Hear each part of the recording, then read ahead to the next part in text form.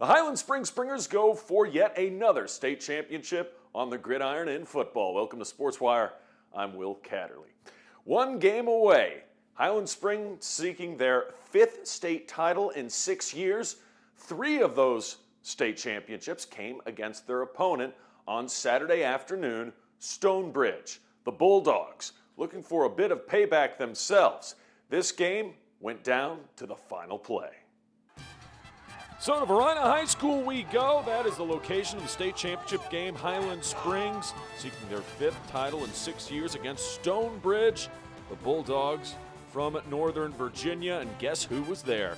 New York Jet, former Springer Mekhi Becton, big-time offensive lineman. I wish my Giants took him in the opening round. A lot of other former Springers were there as well. Let's get to the action. First quarter highlights.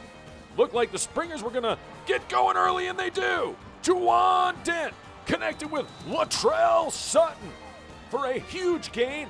A touchdown-saving tackle, however, by Stonebridge was paramount on this drive. Later, Jordan Jackson, a nice gain.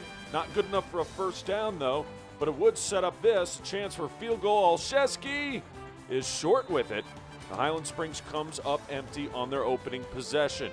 Later, still first quarter, Springers with the ball back, Jackson with the run, but he's going to lose the football. Johnny on the spot are the Bulldogs, and the Bulldogs are in business.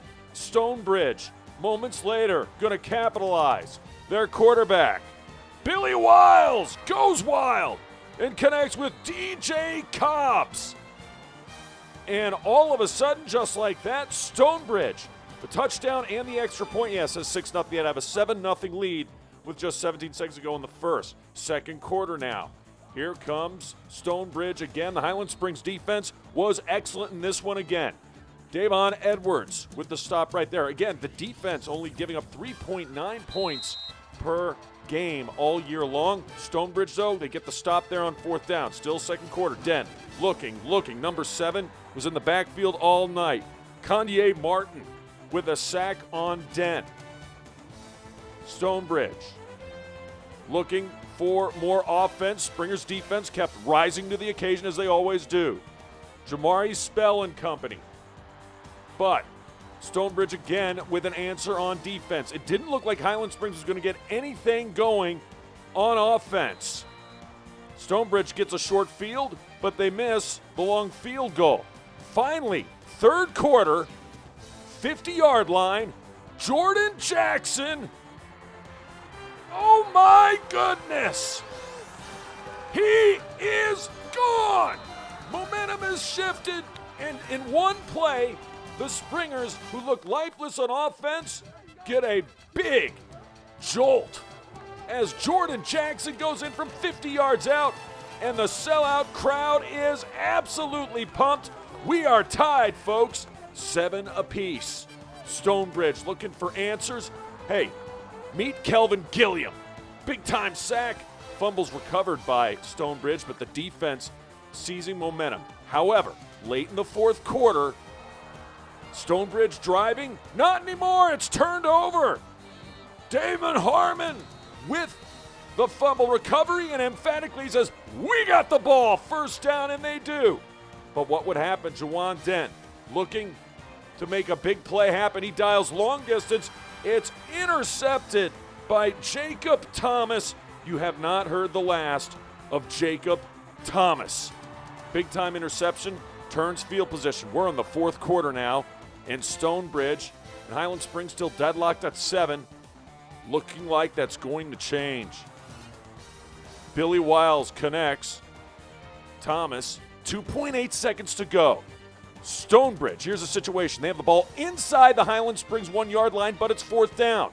So, kick the game-winning field goal, and your state champs. Kick is up. It's no good!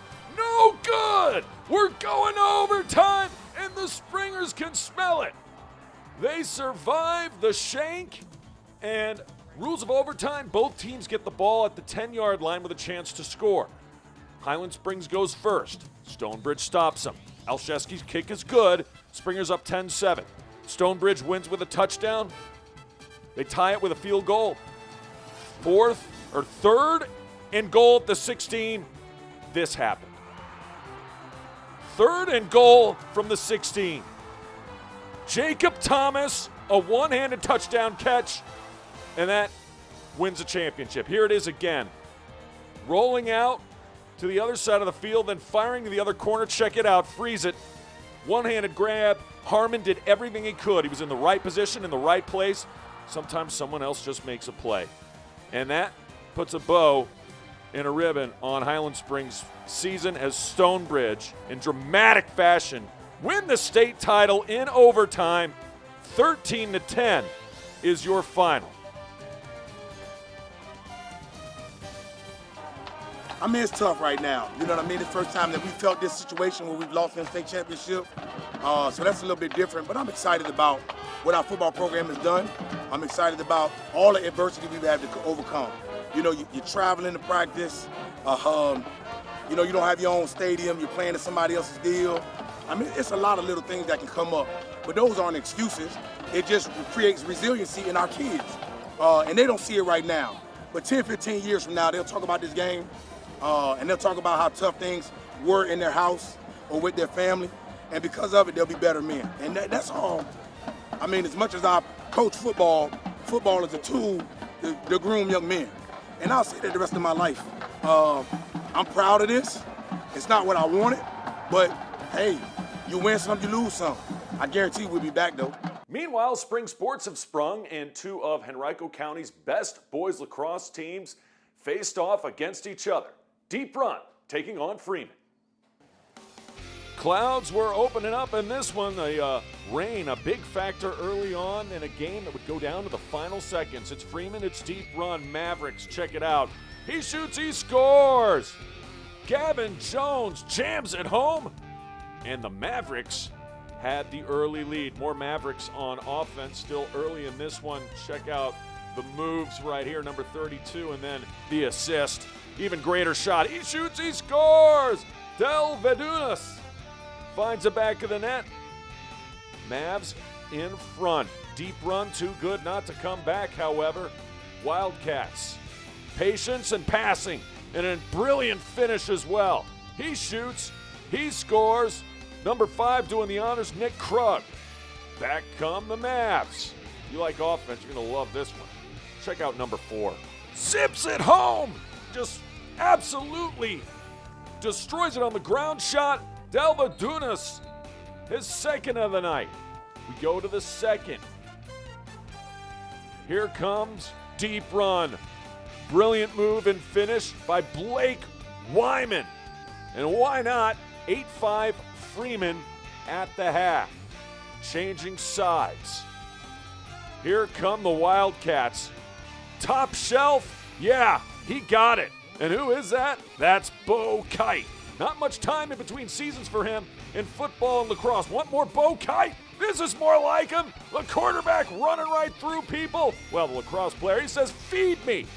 And the Wildcats tie this one up. More from Deep Run. He shoots, he scores.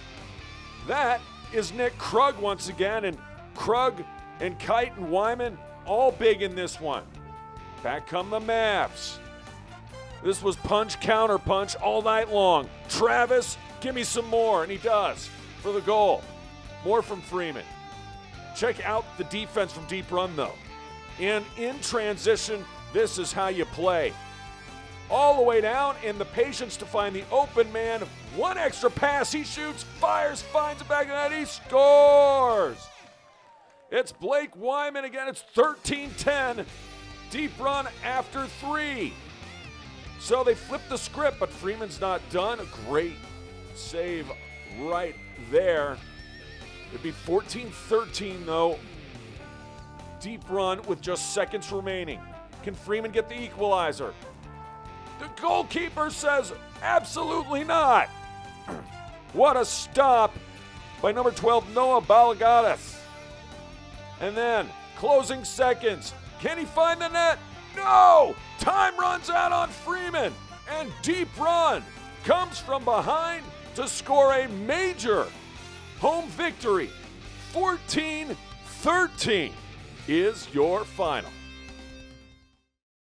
Well, we hit the diamond. We come back. Varina on the road at J.R. Tucker, while Highland Springs is at home entertaining Henrico in baseball. That's straight ahead. NFC, AFC, offensive linemen, defensive tackles, quarterbacks, and cornerbacks are all living united to ensure the academic success of millions of kids in our communities all the way to graduation day. But that won't happen without you.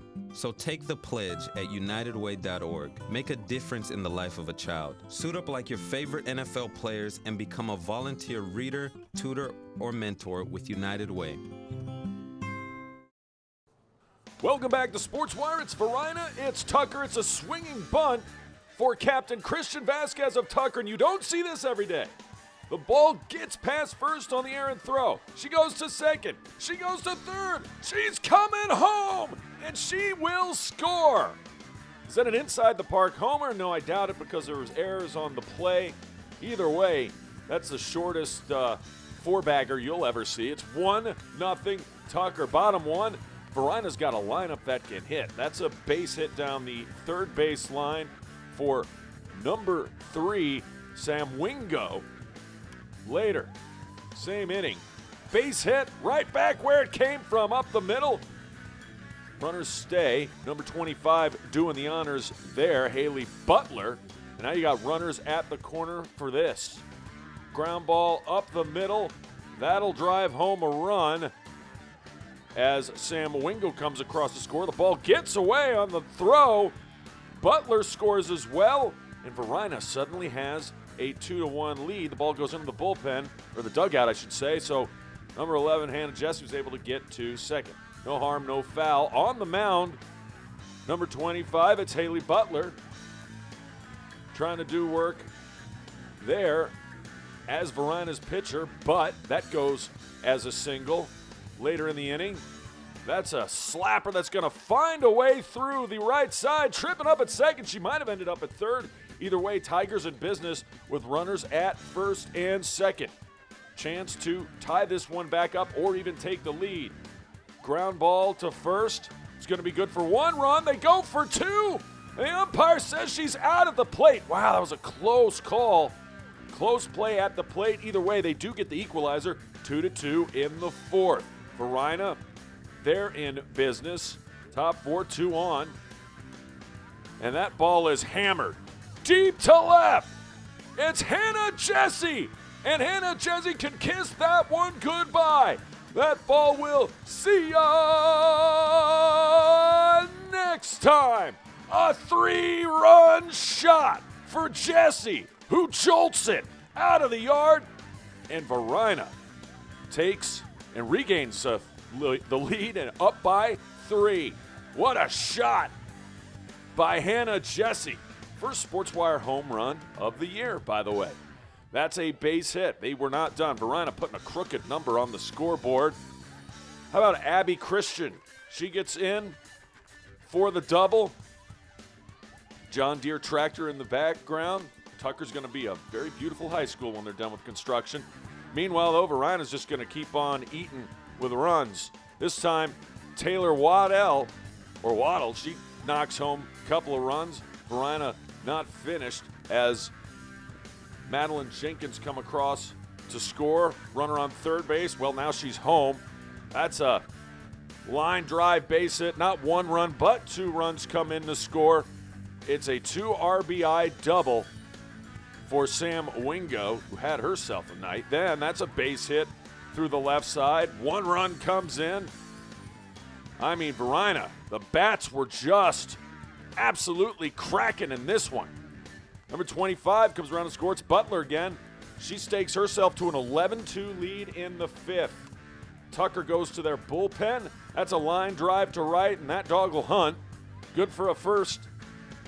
One bagger, at least for a single. It's going to say a first down. Taylor Waddell with the honors on that hit, and this will lead to another run. Varina able to mash the ball deep, able to play small ball, able to capitalize on errors. Everything you want to see in an early season game, they were getting it done. Still not finished. You want more runs? You got it. That ball gets away. Pass ball, wild pitch. Not sure how they scored it, but they will. Varina will score another run, and they just kept on coming. Varina wins it big. 14-3 is your final. How about we go to some baseball, shall we? To Highland Springs High School, first inning, nothing going on. That's a gapper. Pitcher Joseph Rupp for Henrico on the mound. Highland Springs with a big-time hit, and then later, number 4. That's going to find a spot in the outfield for Elijah Tillman. Run comes around to score, Jamonte Hamuel, and the Springers have a 1-0 lead. Right back to the tall pitcher, Joseph Rupp. He takes care of business, minimizes the damage. Springers score 1 in the home half of the first. Second inning, more trouble for Henrico. Runner on, not anymore. He comes around to score. It's a base hit for number 5, Eric Slaughter. Only a freshman, and he slaughtered that one right. How about this? Some small ball. Jamonte Hamuel, again, making an impact. That drives home a run. Still same inning, Brian McDonough. That's hit deep. Another run comes around to score in the form of Slaughter, and it's 4-0 after 3. Warriors would come back, though. Runners on. Elijah Tillman on the mound. Speedy Warriors stealing second base, and that would lead to this. Najee Harris tattoos one to right, and at the right time, that's going to drive home a run, and he's going to end up at second base. Warriors on the scoreboard, down 4-1. They weren't finished. Later, Harris is going to be at third. The ball gets away from the catcher. He trots around the score, and they've halved into this lead. Now just trailing 4-2. Back on the mound, Elijah Tillman gets the strikeout to end the inning, minimizes the damage.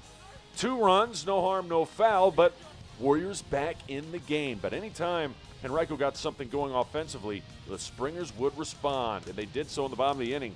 Bases loaded for this. A deep drive through the infield. 1 run scores. Here comes another run. He'll score. And number 15, Andrus Bullock, another freshman, gets it done for the RBI. And then that ball is crushed. It will hit the high school. And see you next time. A 3-run blast by Jamonte Hamuel. And Jamonte jolts one out of the yard for a 3-run bagger. Highland Springs up a lot to a little and can't make the catch and left. That goes all the way to the fence. Springers sending the runner. He's going to score easily. It's an RBI double. And Will McDonough, the senior, adding to the scorebook. And then later trying to steal third.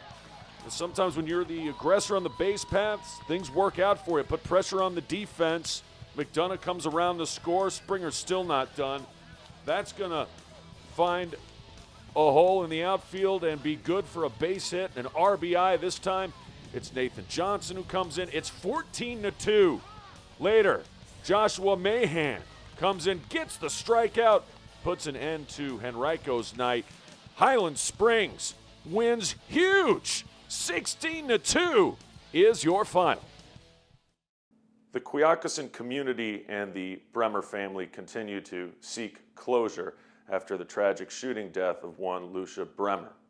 On Monday, the Quioccasin girls soccer team were ready to start their season without Lucia as a teammate on the field, and also were there to dedicate the field in her honor. It's the start of the girls soccer season for Quioccasin Middle School.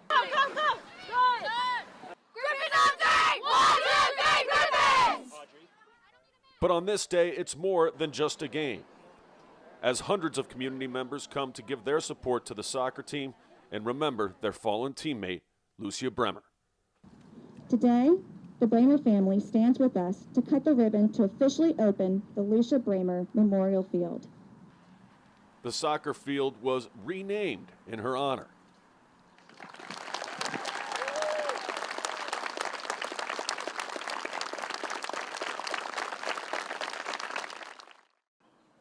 The ball kicked to the green ribbon, signifying where Lucia would have been at the start of the game.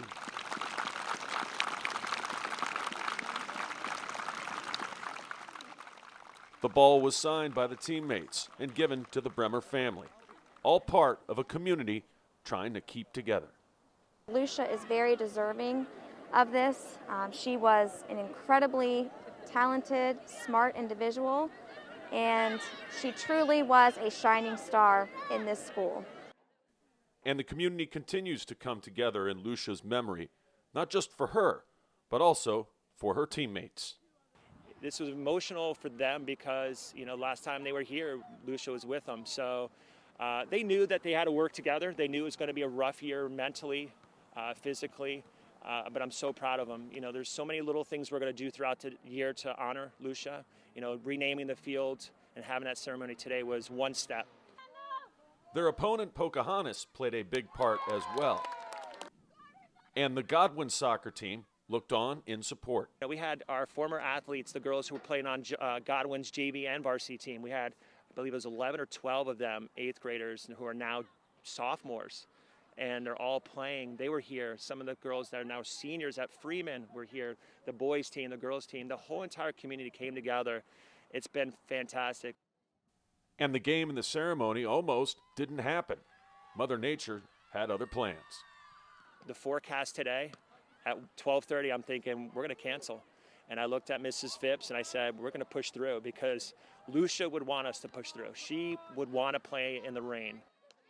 It started with stormy clouds and ended with a ray of sunshine. There's Lucia. All right. You see that? At the end of a scoreless tie, the Pocahontas players gave the Quioccasin players flowers and joined them for one final chant.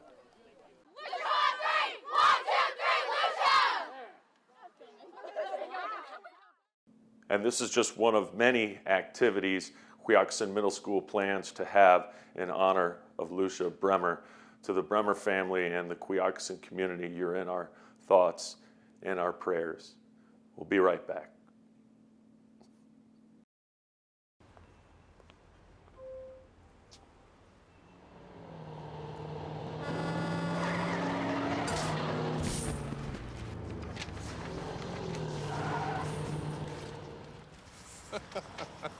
This can't be happening. This can't be happening. Of course it's not happening. Armored car. Listen, having money isn't about luck. Make your own coffee, save $1,000 a year. Feed me. Feed the pig. Welcome back to Sportswire. Let's hit the pitch, shall we? Two very good girls soccer teams. Glen Allen on the road, taking on Deep Run. These two have playoff aspirations early on in the season, and it was Deep Run who was applying the pressure early on in the first. Check out number 11, Jess Lagan with the cross, but nobody's home. And Glen Allen dodges a bullet. They wouldn't hear, though. Check out the tricky Wildcats on the free kick. Ball gets away, and then it's tipped in. She shoots, she scores. Originally, Kaylee Schreiner knocked it in on the entry kick, and number 11, Jess Lagan, finishes it. Deep Run has a 1-0 advantage. However, number 11, my goodness, she was speedy in this one and a thorn in the side of the Wildcat. She sets it up for her teammate who shoots, and it's saved just off the mark. Bailey Villette trying to score on that one, and number 11, Abigail Lynch, is really good. Wildcats trying to counter. Great job by number 6 on defense. Mackenzie Fitzgerald puts an end to that mess. More Deep Run, however. This shot goes in and just goes wide. So Wildcats still looking good, up 1-0 at the end of the first half, I should say. Second half, let's switch sides. The aggressor in this half, at least early on, was Glen Allen. Great centering pass just off the mark. Deep Run trying to counter, and counter they would. Getting the shot in. This time it's corralled by the Jaguar goalkeeper, and no harm, no foul. Wildcats back at it. Check out the transition here. Great opportunity. Centering it in, but right on target. Johnny on the spot is the goalkeeper again. Things would change dramatically, though, late in the second half. On the corner, there's a handball. Flag goes up, and he says, yup. Line judge says it hit Glen Allen's hand. That means, and it happened in the box, it means free kick. She shoots, she scores! Oh, captain, my captain! Number 20 gets it done. Kaylee Schreiner, one of two Shriners. There's two Strifflers on this team as well. Sister for Deep Run, and the Wildcats get a big win. 2-0 is your final. Let's go to ladies lacrosse. It was a great week for Deep Run, taking on Godwin up 3-2. Godwin has answers, though. That shot, no, it's saved. Great job in net. Meanwhile, Wildcats on the attack on the penalty. That's saved. So a couple of nice jobs by both teams' goalkeepers in this one, but they could not keep Deep Run off the scoreboard for long. She shoots, she scores. Hannah Paella. That ties things up at 3. It was Godwin with a 3-2 lead, Now it's tied. Before you can blink, Wildcats take the lead. She shoots, she scores. It's Charlotte Gentry, only a freshman. She gets on the ledger. Wildcats with the lead. Godwin coming right back. Right between the wickets, she shoots, she scores. It's number 18, Kate Sylvia. Godwin and Deep Run tied at 4 after the first. Let's go to the second. Paella, a star for the soccer team. Or I should say the field hockey team, sorry. She shoots, she scores.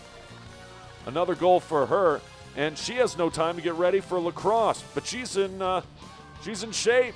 She shoots, she scores again. You want more Paella, you got her. Wildcats looking strong now, up 6-4 at this point. Godwin looking to come back. Great give and go. That shot just goes over the keeper and above the goal. And then switching sides now. We go to the second. Nice looking shot right there. She shoots, she scores. Oh no, they called a penalty. They said it did not go in, but no harm, no foul. Number 17 puts the biscuit in the basket. It's Reagan Provenzo, and she provides those, Deep Runs those with a goalzo. It's 8-4. At this point, 19:45 to go. More Wildcats just finding the back of the net. Keeper had no chance. It's Provenzo once again, one of the captains of this squad. Again, Deep Run answering the call. Elena Sorkin, she finds the back of the net. 10-4 at that point. 16:23 to go. Wildcats this time on the break. They're going to find the extra pass, and inside number 14 puts the biscuit in the basket. Kiari Harris, the senior, she gets the goal. Godwin trying to come back in this one, and they would. Check out the wraparound. Brilliant work. Landon Bostain. She finds the back of the net, and then later, Bostain, this time going to be a passer. Inside, fires, finds the back of the net. It's Anna Hensley Sylvia. She shoots, she scores, and it's a 12-6 Deep Run lead, but it would be too much Wildcats in this one. This time, number 6, Livy Barker. I mean, lots of different Wildcats were filling up the stat sheet in this one. How about back to good old Paella, the straw stirring the drink. All Deep Run in this one. They pull away late. Beat Godwin 17-10. Your final. Hey, big time shout out to this guy. You remember him? This is from 2015. Douglas Freeman's Daniel Lynch. Straight up dealing against Deep Run. 2015. 6 years later, he made his first ever Major League Baseball start for the Kansas City Royals. Went 4 2/3 innings. He did walk 4, struck out 3, charged with 3 runs overall. Still, congratulations on your debut with the Royals. Remember, if you have questions or comments about the show, just send me an email to this address. It's sportswire@henrico.k12.va.us, and you can always follow us on Twitter. I can't wait to see ya next time on Sportswire.